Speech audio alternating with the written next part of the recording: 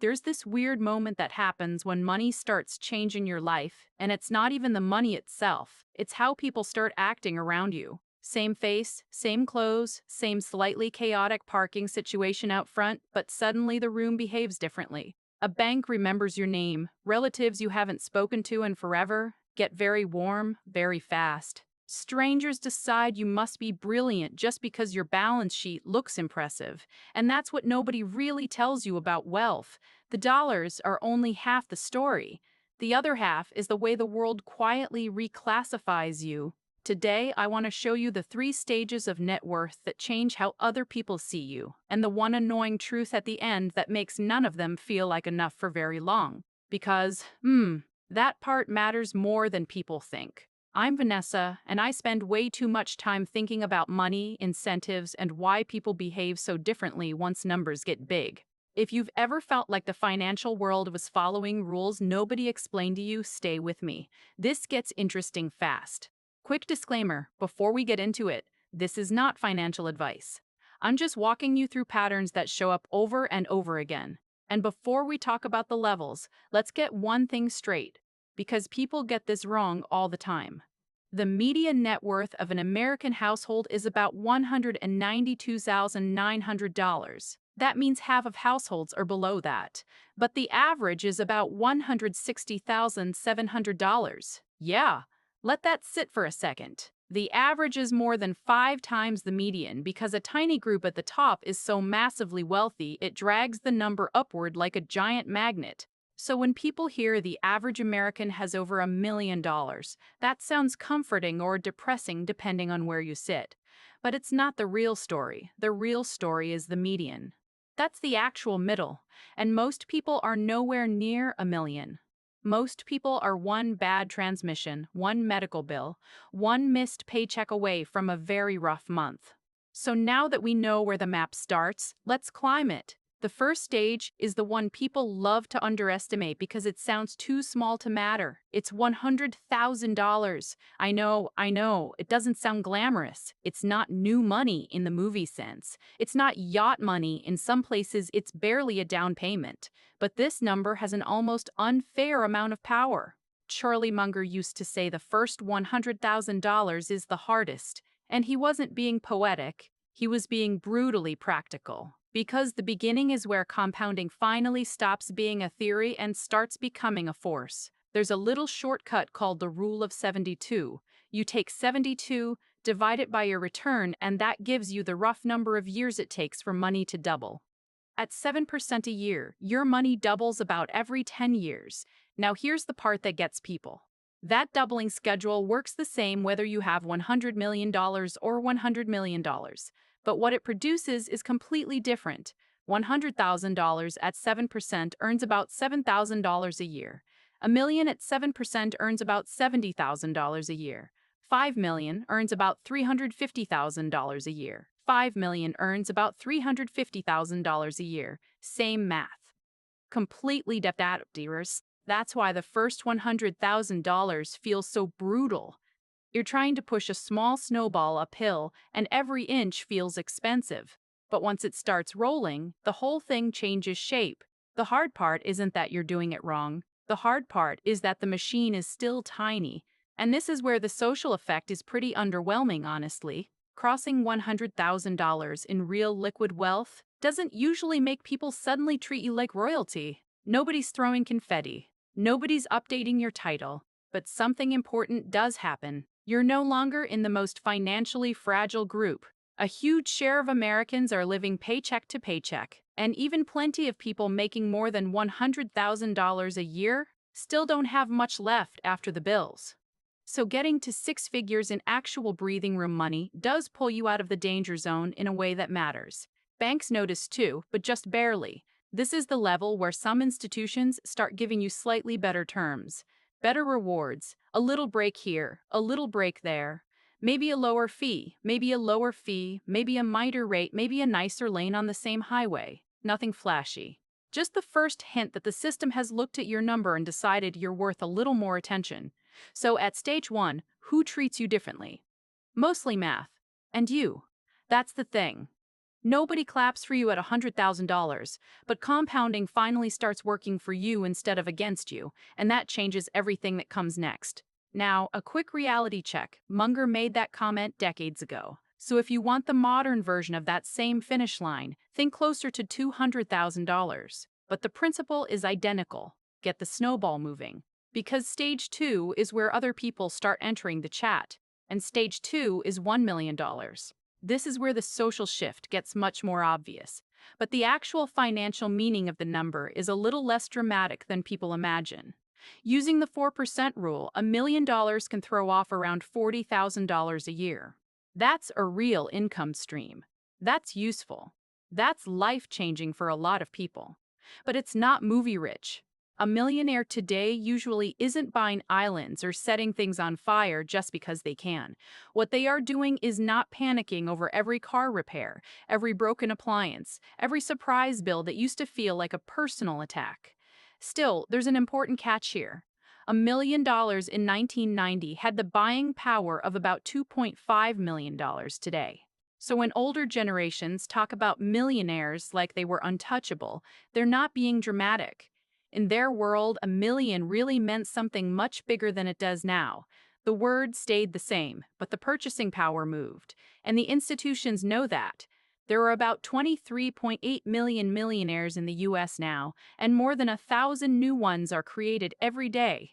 Even big firms have basically admitted that the old $1 million badge is a little outdated. But socially, this is where the treatment really starts to shift. Not because you're suddenly walking around in a gold suit. It's more subtle than that. Banks begin to stop treating you like a random account number and start treating you like a person they'd rather keep. At some institutions, once you hit certain asset levels, you get a dedicated contact, better service, maybe waived fees, maybe reimbursed ATM charges, maybe access to events that definitely were not meant for the general public. It's less, welcome to the elite, and more, please don't leave, we've invested in you now. And then there's the really interesting part. The wealthy don't always spend their money. A lot of the time, they borrow against it. That's where things get weird in a very specific, very rich person way. Let's say someone owns a massive portfolio of stocks. Instead of selling shares and triggering taxes, they borrow against the portfolio. The assets stay invested, compounding keeps going, and they get cash without liquidating the thing that's making them rich. It's like spending money without technically spending money. Meanwhile, most people are staring at credit card interest rates that feel like a practical joke. The rich are using securities-backed lines of credit. The rest of the world is trying to survive a revolving door of 18% interest. Same planet, very different rules. And yes, the math can get absurd. If someone has $10 million invested and needs $3 million in cash, selling the shares means giving up future growth on those shares. Borrowing instead can leave the full portfolio compounding. Even after interest, that can leave them significantly ahead. That's the real power of stage two, not just owning assets, but getting to use them without selling them. Buy assets. Borrow against them. Keep the assets working. Repeat, the system has a VIP lane and the price of entry is having enough money that you don't even need to rush. Now pause for a second and think about your own number. What do you own minus what do you owe? Seriously, hold that in your head, because the next stage looks very different depending on where you are. And most people guess this number way too high, which is kind of adorable in a painful way. At $1 million, the outside world still doesn't exactly treat you like royalty. The cashier doesn't care. The barista doesn't care.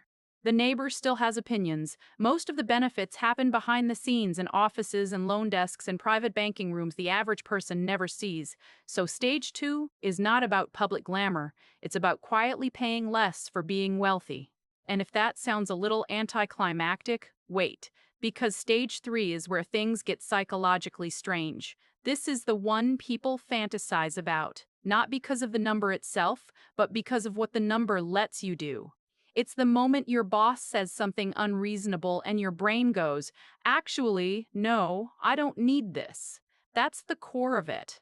Stage three is somewhere around $5 million to $10 million, and this is where wealth starts to buy a different kind of behavior from other people. At $5 million using that same 4% framework, you're looking at about $200,000 a year, without punching a clock, without asking permission, without needing to earn it again every Monday. For most households, that's not someday money. That's work is optional money. That's work is optional money. And that changes how people read you. You negotiate differently. You sit differently. You stop being movable in the way people are used to. You can't really be threatened with losing a job if the job is optional. You can't be pressured the same way. You're harder to manipulate because there's less fear in the room. And weirdly, that often makes people respect you more. There is something about someone who truly doesn't need anything from the room that changes the temperature of the room. That's also where the financial world starts rolling out the real private banking treatment. The highest-end banks have minimums that start around $10 million in investable assets for their most exclusive private services. Some ultra-wealth tiers are built for families with hundreds of millions. There are entire teams of professionals whose full-time job is managing money for people richer than most towns. You will probably never meet them. And that's okay. The point is just to understand that the room exists. Only a tiny slice of American households ever get anywhere near those levels. So if you're there, you're statistically unusual in a way the system notices. But now I need to give you the part nobody puts on the glossy wealth graphics. Because stage 3 has a dark side. When people come into serious money, especially fast, things can get messy fast too. There's even a term for it, sudden wealth syndrome. It can show up as guilt, paranoia, isolation, bad decisions, or this strange freeze response where the money is there but the person doesn't really know how to live inside it yet. And the moment people find out, the texts start. Old friends suddenly remember your birthday. A distant cousin becomes very interested in your future. Someone from the past shows up with an opportunity that somehow only makes sense if you don't think too hard about it. You've seen this pattern. We all have. The phrase people use is that the relatives come out of the woodwork, and yeah, that's a very polite way to describe what can happen. There's a reason people compare this to lottery winners. One windfall doesn't automatically fix a broken financial life. If the habits, structure, and decisions aren't there, the money often just buys a longer runway before the same crash. That's why sudden money can be dangerous. It doesn't just attract attention. It exposes weaknesses. And then there's the emotional part, which is honestly even uglier. Resentment. Some people will not celebrate your rise. They'll feel threatened by it. Psychologists talk about this like a crab bucket. One crab climbs up and the others pull it back down. Not always out of cruelty, sometimes just instinct. People do that too. When you visibly start winning, some people around you may unconsciously try to drag you back to where they are, because your progress makes their stagnation feel louder. Different cultures have different ways of saying it, but the idea is the same. When one person rises, everybody else suddenly has an opinion. So you get this strange trade-off. The more wealth you have, the more respect you may receive from strangers. But sometimes the harder it becomes to trust the people who knew you before the money showed up. That's a lonely thing, and nobody really warns you about it. Now, here's the fourth thing I promised you. The reason none of these stages ever feels like enough. You'd think there would be a point where the mind finally says, okay, we're done, we made it. But that's not how humans work.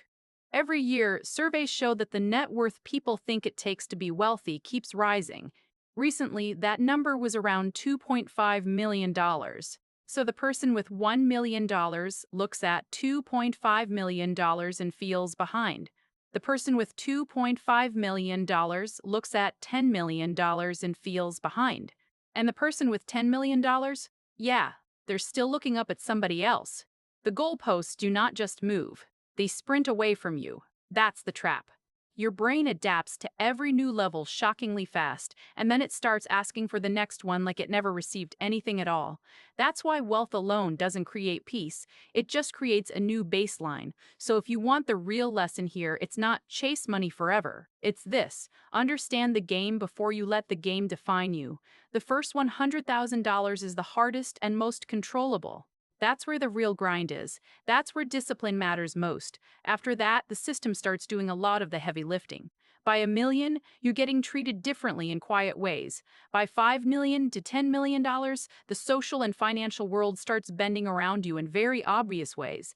And after that, the only question that really matters is not how high you can climb. It's what enough means to you before the moving target decides for you.